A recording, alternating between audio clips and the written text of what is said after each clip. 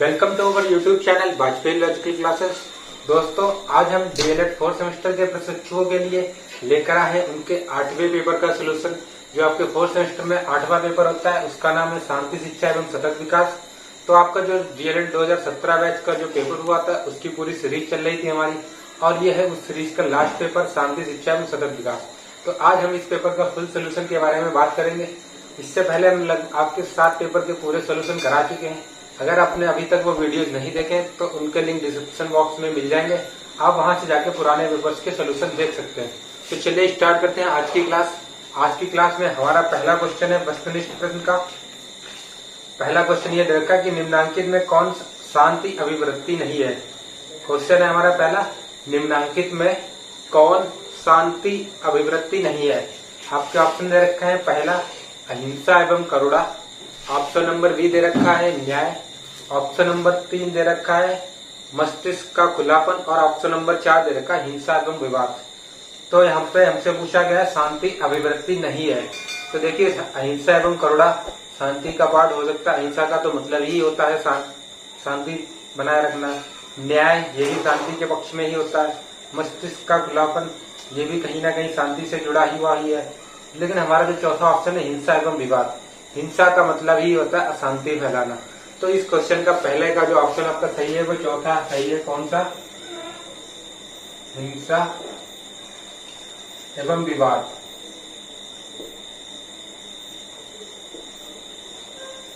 बात करते हैं दूसरे क्वेश्चन की। दूसरा क्वेश्चन हमें दे रखा है योग दर्शन के प्रणेता हैं। क्या है क्वेश्चन? योग दर्शन के प्रणेता हैं। आपके ऑप्शन दे रखे हैं, number 1 Kapil, option B Patanjali, option C Shankaracharya, option D Aurobindo Ghosh. तो आप जानते होंगे ये क्वेश्चन तो बहुत ही नॉर्मल सा क्वेश्चन है कि योग दर्शन के जो प्रणेता है वह है महर्षि पतंजलि, जिनके नाम पे जो कि अभी हमारे बाबा रामदेव जी इनके नाम पे ही चलाते हैं पतंजलि ट्रस्ट। तो ये महर्षि पतंजलि है, इन्होंने ही योग दर्शन को दिया था। इसके बाद बात करते हैं क्वेश्चन नंबर 3 की।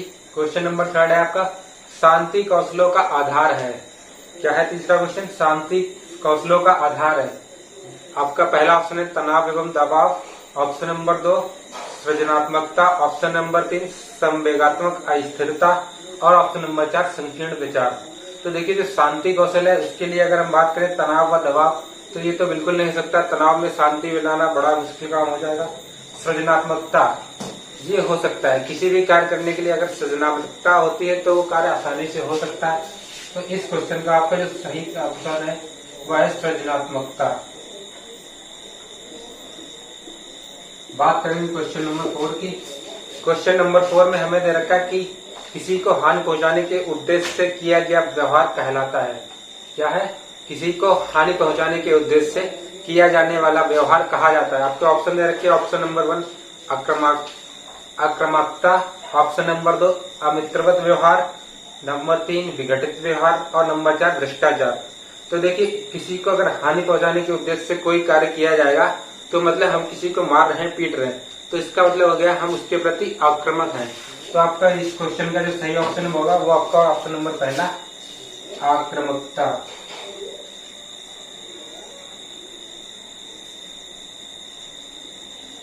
चलिए बात करते हैं क्वेश्चन नंबर 5 की, एमसीक्यू के लास्ट क्वेश्चन की।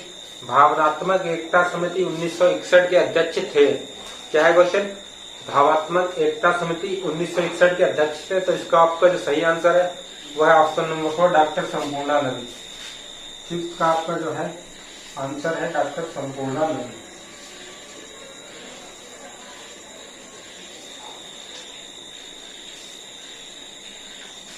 तो ये हो गया आपके MCQ question, one liner question. अब बात करते हैं क्वेश्चन नंबर 6 की अति लघुत्तरी सेक्शन की। अति लघुत्तरी सेक्शन में हमारे पास कितने 6 क्वेश्चन पूछे जाते हैं। तो चलिए बात करते हैं पहला क्वेश्चन की। पहला क्वेश्चन हमें दे रखा है, प्रभावी शांति निर्माता बनने हेतु विद्यार्थियों में कौन कौन से व्यक्तिगत कौशल विकसित किया जाना चाहिए। तो हमारे पास पहला क्वेश्चन जो दे रखा है वो ये दे रखा है कि प्रभावी शांति निर्माता बनने हेतु विद्यार्थियों में कौन कौन से व्यक्तिगत कौशल को विकसित किया जाना चाहिए। तो आपके जो प्रभावी विद्यार्थियों में प्रभावी शांति निर्माता बनाने हेतु अगर हम कौशल की बात करें तो देखिए, सबसे पहले अगर हम बात करें कि अगर विद्यार्थी में कौन कौन से गुण हो सकते हैं, तो सबसे पहले होता है आत्म अनुशासन। क्या होता है आपका? आत्म अनुशासन। क्योंकि अगर कोई भी बच्चा, कोई भी विद्यार्थी आत्म अनुशासित होता है तो कक्षा में वो खुद ही, अगर कोई भी टीचर हो या ना हो, वो खुद ही शांत बैठता है, शांति का वातावरण बनाए रखता है। और जो व्यक्ति आत्म अनुशासित होता है समाज में वो शांति ही बनाए रखता है, सीधी सी बात है। अगर हम दूसरे गुण की बात करें तो इसके बाद हो सकती है संवेगात्मक स्थिरता। ये क्या होता है? संवेगात्मक स्थिरता। संवेगात्मक स्थिरता की बात करें तो संवेगात्मक स्थिरता का मतलब हो गया कि किसी भी अपोजिट सिचुएशन में अपने संवेगों को कंट्रोल करना, नियंत्रित करना।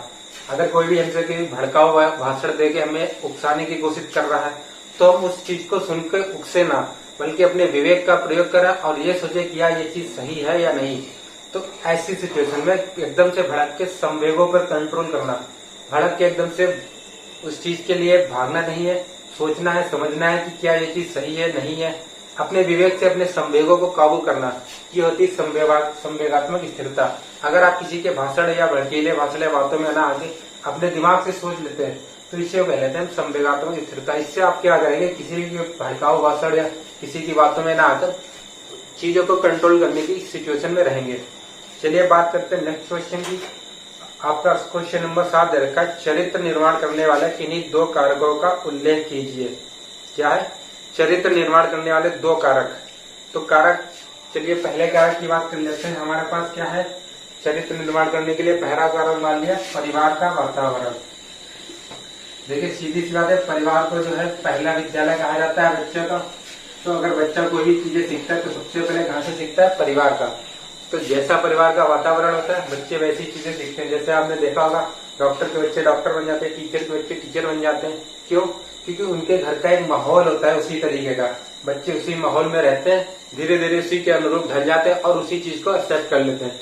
तो अगर हमारे परिवार का जो वातावरण है वो किसी भी वातावरण है, जो परिवार के लोगों का चरित्र है, उसका सीधा सीधा फर्क बच्चे पे पड़ता है।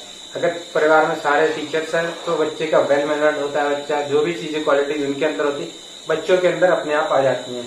तो बात करते हैं दूसरे की।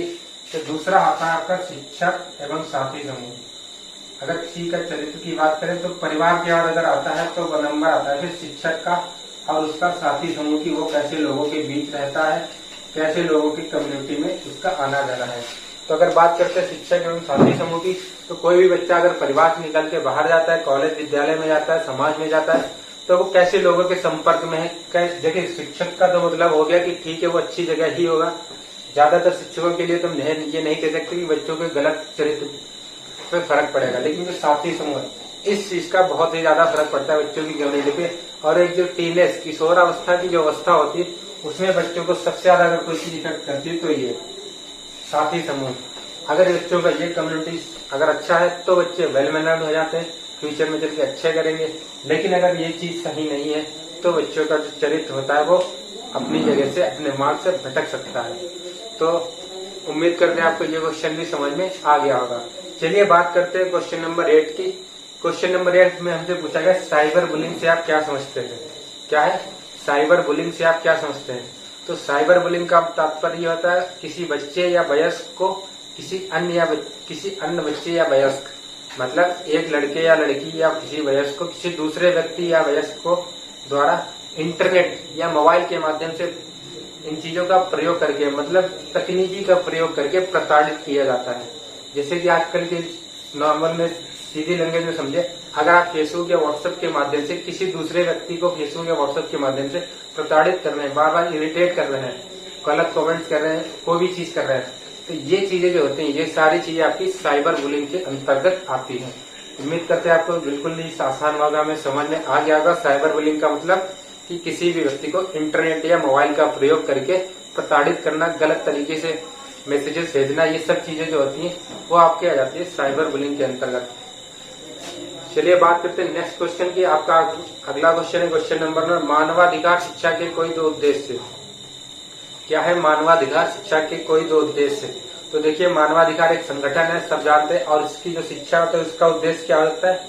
सबसे पहली बात तो मानवाधिकार का यही उद्देश्य होता है कि छात्रों को उनकी शक्ति के बारे में पहचानना और ये बताना कि शक्ति का सही उपयोग या दुरुपयोग किस वे में। अगर हम उनमें उनकी जो टीनेजर होते हैं, जो किशोर व्यक्ति होते हैं, उनके पास जो भी शक्ति होती है, जो ताकत है, वो कुछ भी कर सकते हैं।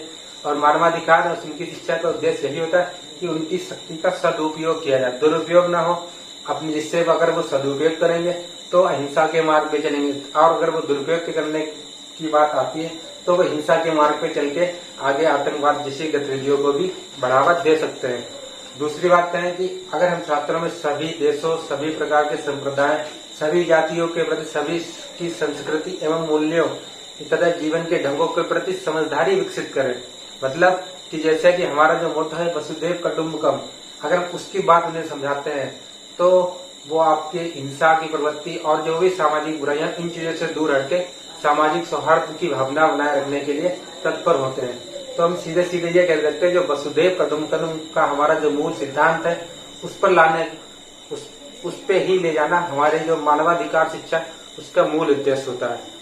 चलिए बात करते हैं क्वेश्चन नंबर 10 की। तनाव कम करने की किन्हीं 2 अप्रत्यक्ष विधियों का उल्लेख कीजिए। क्या है? तनाव कम करने की किन्हीं 2 अप्रत्यक्ष विधियों का उल्लेख कराना है। तो देखिए तनाव क्या होता है, जब हमारा कोई विचार, हमारी कोई इच्छा जिससे जो थोड़ी जरूरी लगती है हमें, वो पूरी ना हो। कोई भी चीज हमारे लिए जरूरी है और वो हमें ना मिल सके, तो ऐसी स्थिति में क्या होता है, हम थोड़ा तनाव की स्थिति में आ जाते हैं। चाहे मन में थोड़ा डिप्रेशन आ जाता है कि अगर ऐसा नहीं हुआ तो क्या होगा। तो ये चीजें जरूरी नहीं कि वो उतनी ही ज्यादा जरूरी हो, लेकिन फिर भी हम उसे सोच सोच के तनाव की स्थिति में आ जाते हैं। तो ऐसी स्थिति को दूर करने के लिए कुछ तरीके होते हैं, प्रत्यक्ष विधियां होती है, कुछ अप्रत्यक्ष विधियां होती है। मनुष्य जैसे अपने अंदर कुछ चीजें होती है प्रत्यक्ष विधियों में, कि अपने अंदर ही सोच लेता है, फिर धीरे धीरे धीरे उसे भूल जाता है। जैसे तनाव करने की एक विधि है, सबसे पहले है पलायन। कि पलायन इसमें क्या होता है, जैसे कि क्लास में आप देखिए कुछ बच्चे बहुत शरीफ होते हैं, सीधे से होते हैं, कुछ थोड़ा शरारती टाइप के होते हैं। तो जो शरारती बच्चे होते हैं, अगर वो किसी सीधे बच्चे का मजाक उड़ा रहे हैं, उसे थोड़ा परेशान कर रहे हैं, तो जो सीधा बच्चा होता है वो अपनी इच्छा का, अपनी जो इच्छा होती है, अपनी जो विरोध है उसे प्रकट नहीं कर पाता, क्योंकि वो उनसे थोड़ा डरता है, शरारती बच्चों से। तो ऐसी स्थिति में क्या करता है, फिर वो बच्चा उन बच्चों से, शरारती बच्चों से दूर रहना शुरू कर देता है, उनसे बोलना बंद कर देता है, उनसे क्लास में दूरियां बना लेता, मतलब एक तरीके से उनसे बिल्कुल भी दोस्ती रखने की इच्छा नहीं रखता। क्यों? क्योंकि कहीं ना कहीं वो उस चीज से डर गया, या वो अपनी इच्छा या अपने विरोध को प्रकट नहीं कर पा रहा। तो मतलब उसने क्या किया, उस बच्चे के से डिस्टेंस बना ली, पलायन कर लिया। मतलब स्थिति को खत्म करने की बजाय, समस्या को खत्म करने की बजाय समस्या से दूरी बढ़ा ली, पलायन कर लिया समस्या से। तो ये एक तो हो गया पलायन। दूसरी की बात करें तो दूसरी एक विधि हो गई आपकी दमन। दमन मतलब किसी चीज को दबा देना या अपनी चीज को खत्म कर देना। तो मतलब ऐसे अगर हमारे मन में कोई इच्छा है कि ये काम होना चाहिए, लेकिन फिर हम उसको कहने में संकोच कर रहे हैं, फिर हम धीरे धीरे अपने आप में ही उस चीज की वैल्यू को कम करते चलाते हैं। अगर ऐसा नहीं है तो फिर भी हम ऐसा काम कर सकते हैं। घर में होता ज्यादातर छोटे बच्चे जिद करते रहते हैं कि ऐसी चीज चाहिए, ऐसी चीज चाहिए। अगर घर वाले वो चीज लाके नहीं देते तो फिर धीरे धीरे वो क्या करते हैं, अपनी इच्छाओं का दमन करते चले जाते हैं कि नहीं, अगर ये चीज नहीं होगी तब भी हम काम चला सकते हैं, इससे भी कम में काम चला सकते हैं। या प्रेजेंट टाइम की एक सिचुएशन ले कि विषय मोबाइल। बहुत से सारे बच्चे होते हैं जिनके पास मोबाइल होता है, बहुत से सारे बच्चे मोबाइल लेने के लिए घर में डिस्कस करते हैं कि हमें मोबाइल चाहिए, ये चाहिए, ये चाहिए, ज्यादा अच्छा वाला चाहिए, लेकिन घर वाले उतना नहीं अफोर्ड कर सकते। तो कम करके इसे मान लीजिए उन्होंने 20,000 का कहा, घर वालों ने 10,000 का दिला दिया। तो जो उन्होंने 10,000 का फोन दिलाया था, धीरे धीरे बच्चा क्या करता है, जो 10,000 का फोन है उसी में अपने आप को संतुष्ट करने की कोशिश करता है, अपनी इच्छाओं को धीरे धीरे समेट के लेके उतने में ही खुश रहने की कोशिश करता है। मतलब कहीं ना कहीं अपना उसकी जो इच्छा थी 20,000 का फोन खरीदने की, वो उसने उस इच्छा का दमन किया और जो जैसी भी सिचुएशन है उसी में उसको एडजस्ट करने की कोशिश की। तो ये हो गया आपका दमन। तो उम्मीद करते हैं ये चीज समझ में आ गई होगी, तनाव में दमन क्या होता है और पलायन क्या होता है। तो अब बात करते हैं अगला क्वेश्चन की। अगला क्वेश्चन है हमारे पास कि SDG का पूरा नाम बताइए। ये एक संस्था होती है, इसका पूरा नाम बताया है, तो इसका क्या है, SDG। S का मतलब होता है सस्टेनेबल, D का मतलब डेवलपमेंट और G का मतलब गोल्स, मतलब सतत विकास लक्ष्यों। सस्टेनेबल डेवलपमेंट गोल्स, ये हो गई इसकी आपके एसडीजी की फुल फॉर्म। इसके बाद हम बात करेंगे लघुत्तरी प्रश्नों की तरफ। लघुत्तरी में हमारा पहला प्रश्न दे रखा है, वैश्विक दृष्टि से शांति शिक्षा की आवश्यकता को सिद्ध कीजिए। क्या है? वैश्विक स्तर शांति, जो कि आज हमारा पूरे विश्व की एक मूल है कि शांति विश्व लेवल पे, मतलब अंतर्राष्ट्रीय लेवल पे शांति की स्थापना, जो एक बहुत जरूरी है आज की सिचुएशन को देखते हुए। तो हमसे पूछा जा रहा है कि वैश्विक दृष्टि से शांति शिक्षा की आवश्यकता। और देखिए, जब किसी भी चीज को, अगर हम किसी चीज को बड़े पैमाने पे लागू करना चाहें तो उस चीज को शिक्षा के अंतर्गत लाना बहुत जरूरी हो जाता है। कोई भी टॉपिक हो, अगर हम देखें कि जब 1813 में आज्ञा पत्र आया था, वुड्स अंग्रेज जब यहाँ पे आए थे हमारे यहाँ, तो उन्होंने क्या किया था कि भारत को अपना बनाने के लिए, अब उसकी कल्चर और उस चीज को परिवर्तन लाने के लिए उन्होंने क्या किया था, यहाँ की शिक्षा पर अधिकार करना शुरू किया। यहाँ के लोगों को अंग्रेजी पढ़ाना शुरू किया। क्यों? इसी तरीके से वही एक तरीका था जिससे वो यहाँ के लोगों को पूर्णतः अपने तरीके से ढाल सके। तो यही बात की गई कि वैश्विक दृष्टि पर शांति शिक्षा की आवश्यकता। तो देखिए, शांति शिक्षा की आवश्यकता सबसे बड़ी बात कि इससे क्या हो सकता है कि सामाजिक गुणों का विकास। अगर हम लोगों के अंदर लोगों को शांति शिक्षा के प्रति जागरूक करेंगे तो कहीं ना कहीं उनके अंदर सामाजिकता का गुण आएगा। इसके बाद क्या, अंतर्राष्ट्रीय लेवल पर वो वसुधैव कुटुंबकम हमारा जो मूल है उस पर चलने की कोशिश करेंगे। आपस में एक दूसरे से झगड़ेंगे नहीं, संप्रदायवाद, जातिवाद इन चीजों की भावनाओं से ऊपर उठेंगे। इसके बाद वैश्विक विकास, अगर विश्व में शांति रहेगी तो सीधी सी बात है विश्व एक दूसरे से सहयोग से चलेगा, लोग एक दूसरे के सहयोग से रहेंगे, एक देश दूसरे देश के साथ सहयोग से रहेगा। तो कहीं ना कहीं जो दोनों की, हर देश के लिए एक विकास के लिए नींव रखता है कि एक साथ अगर बढ़ जाए, कोई भी काम अगर अकेले के लिए करें, अगर 10 लोग साथ मिलकर करें तो सीधी सी बात है, जब किसी काम को 10 लोग एक साथ मिलकर करते हैं तो उसमें विकास के लक्ष्य बहुत ही जल्दी हम प्राप्त कर सकते हैं। इसके अलावा हमारा जो शांति शिक्षा का लक्ष्य होता है वो मेन लक्ष्य यही होता है कि अंतर्राष्ट्रीय एकता, मतलब आदमी अपने देश के अंदर अब जाति संप्रदाय इन चीजों से ऊपर उठ के अपने देश के साथ साथ पूरे विश्व के साथ एकता का परिचय दे। वसुधैव कुटुंबकम, मतलब वही वर्ड की संपूर्ण पूरी पृथ्वी ही हमारा घर है। तो इस भावना को लेकर अगर आगे बढ़ना है तो इस चीजों के लिए हमें शांति शिक्षा की बहुत ही ज्यादा आवश्यकता होती है। इसके बाद बात करते हैं क्वेश्चन नंबर 13 की। क्वेश्चन नंबर 13 हमें दे रखा है, प्राणायाम से क्या अभिप्राय है। क्या है? प्राणायाम से क्या अभिप्राय है। तो देखिए, आपका जो प्राणायाम होता है वो दो शब्द से मिलकर बना होता है। किससे? प्राण धन आयाम। प्राण का मतलब होता है वायु। क्या होता है यहाँ पर प्राण का श्वास, वायु या श्वास, मतलब श्वास लेने की प्रक्रिया। और आयाम का मतलब होता है लंबाई या विस्तार। तो इस तरीके से प्राणायाम का मतलब क्या हो गया, हमारा श्वास की व्याप्ति या विस्तार, सांस को बार बार रोक के थोड़ा डिस्टेंस, उसकी टाइम ड्यूरेशन बढ़ाना, सांस का विस्तार, जो सांस हम 1 सेकेंड में लेते हैं उसको धीरे धीरे करके बढ़ाना। तो ये होते हैं हमारा प्राणायाम। उम्मीद करते हैं आपको समझ में आ गया होगा। अगला क्वेश्चन है आपका हमारा कि बच्चे के विकास में साथी समूहों की भूमिका को स्पष्ट कीजिए। क्या है? बच्चे के विकास में साथी समूहों की भूमिका को स्पष्ट कीजिए। कोई भी बच्चा होता है, सीधी सी बात अभी हमने आपको बताया था कि जो टीनेजर होते हैं, किशोर वयस्क होते हैं, उनकी जो विकास होता है उसमें साथी समूह का बहुत ही बड़ा योगदान होता है। जैसे सबसे पहले बात करें कि शारीरिक विकास में भूमिका क्या है। सबसे पहले अगर हम पॉइंट की बात करें कि शारीरिक विकास में भूमिका, देखिए कभी कभी क्या होता है कि टीनेजर से अगर हम किशोर वयस्क से कोई काम करें तो वो काम ऐसे नहीं करते हैं। अगर बच्चों से कह रहे, लड़कों से कह रहे हैं कि योग करो तो हो सकता है वो ना सुने, लेकिन अगर वही उनके 4 साथी जाके योग करना शुरू करते हैं तो फिर वो उन्हें देख देख के वो भी योगासन करने जाने जाते हैं। कम्युनिटी के साथ, साथी समूह के साथ जाके वो योग में जाना शुरू कर देते हैं। तो इसमें क्या होगा कि वो उनके शारीरिक विकास में भूमिका, मतलब कहीं ना कहीं वो उनका शारीरिक विकास में भूमिका साथी समूहों की रहती है। इसके बाद करेंगे हम दूसरी, धार्मिक विकास में भूमिका। अब ये बात की धार्मिक विकास में भूमिका कैसे, तो देखिए जो आपकी कम्युनिटी होती है, साथी समूह होता है, उसमें अलग अलग धर्म के लोग ही होते हैं। ये कोई जरूरी नहीं एक ही जाति या संप्रदाय के लोग हैं। अलग अलग कम्युनिटी, अलग अलग धर्म के लोग होते हैं, अलग अलग जाति संप्रदाय सारे तरीके के लोग होते हैं। तो वो क्या करते हैं, आपस में एक दूसरे पे विचार शेयर करते हैं। सीधी बात है, टीनेजर्स जो भी दोस्त होते हैं आपस में एक दूसरे की चीजें बहुत शेयर करते हैं। तो इससे क्या होता है, उन्हें दूसरे के धर्म, एक को दूसरे को तीसरे के सबके बारे में पता चलता है कि धर्म में कैसा क्या होता है, क्या रीति रिवाज, क्या संस्कृति है उसकी। इस चीजों के बारे में विकास होता है, मतलब उनका धार्मिक विकास भी हो जाता है। वो अलग अलग धर्मों के बारे में बहुत सी सारी चीजें जान जाते हैं। इसके बाद बात करें तीसरी की सामाजिक संबंधों के में विकास में भूमिका, मतलब क्या होता है, उनके सामाजिक संबंधों में भी विकास होता है।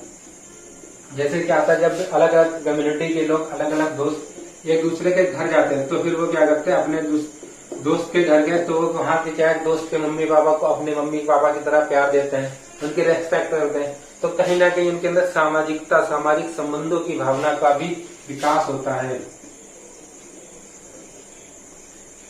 तो अगर हम कहें कि अगर उनके अंदर जो सामाजिक संबंधों का विकास, तो ये भी साथी समूह के अंतर्गत बहुत ही बड़ी भावना हो जाती है कि मतलब वो अपने दोस्त, अपने बेस्ट फ्रेंड, उनके घर वालों को भी अपने घर वालों की जो है ट्रीट करने लगते हैं। इसके बाद बात करें कौशलों के विकास में। कौशलों का विकास मतलब कोई भी स्किल है, अगर एक दोस्त के अंदर कोई स्किल है तो दूसरे दोस्तों के साथ भी वो शेयर करता है। जैसे अगर एक दोस्त को बाइक या साइकिल चलाना आ गया तो वो क्या करता है, अपने दूसरे साथियों को भी वो चीजें सिखा देता है। जिससे मान लीजिए अगर कोई भी दोस्त गरीब है, उसके पास सेल्फ की साइकिल या बाइक नहीं होती, अगर उसका दूसरा दोस्त है अगर उसके पास है तो फिर वो उसे भी सिखा देता है। मतलब कहीं ना कहीं कौशलों का स्थानांतरण हो जाता है। कोई साथी अगर मैथमेटिक्स में अच्छा है तो अपने दूसरे कमजोर साथी को, उसे भी उस चीज को बढ़ा के मैथमेटिक्स बता देगा।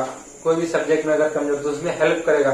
तो कहीं ना कहीं कौशलों के विकास में भी साथी समूहों का बहुत बड़ा योगदान होता है। चरित्र निर्माण में भी साथी समूहों का बहुत बड़ा योगदान होता है।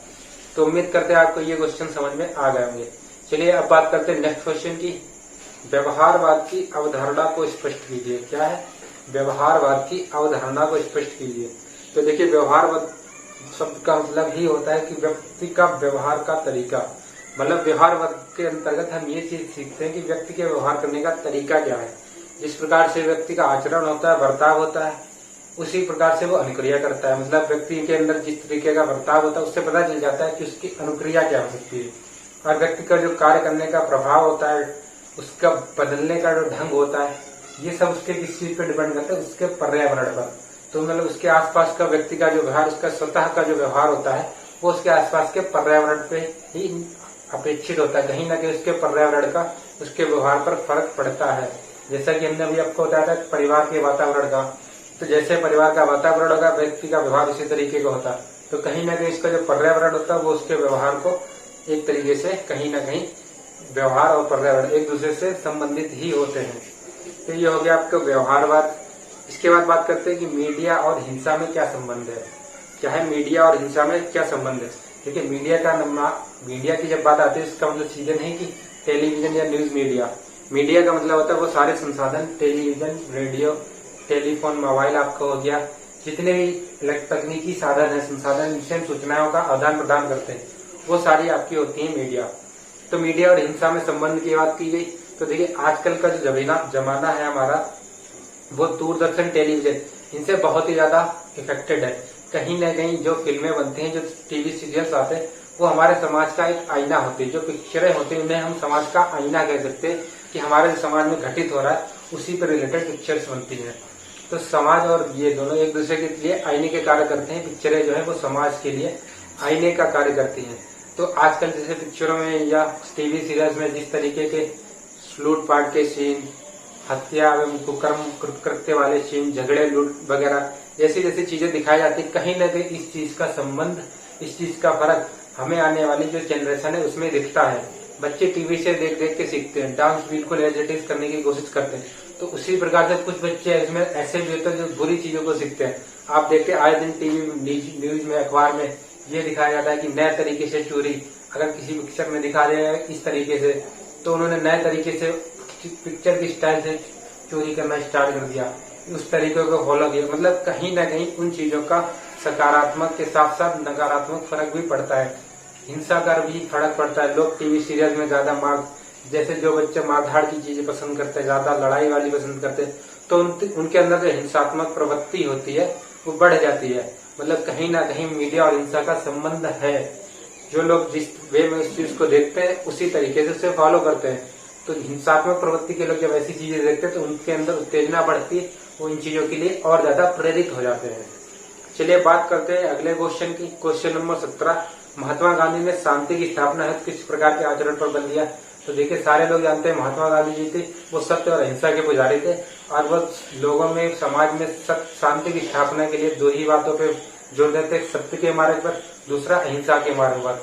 महात्मा गांधी जी सीधे सीधे कहते हैं कि हिंसा नहीं करना है। उन्होंने अंग्रेजों के विरुद्ध जो भी लड़ाई की अपनी, उसमें भी उन्होंने हिंसा के मार्ग को हमेशा छोड़ा, हिंसा को कभी नहीं अपनाया। अहिंसा के दम पे ही आगे बढ़ने के लिए उन्होंने कोशिश की आगे बढ़े और समाज को भी प्रेरित किया कि आगे अहिंसा के दम पर भी बढ़ा जा सकता है। मतलब शांति स्थापना के लिए उन्होंने सत्य और अहिंसा इसी के आचरण पर बल दिया।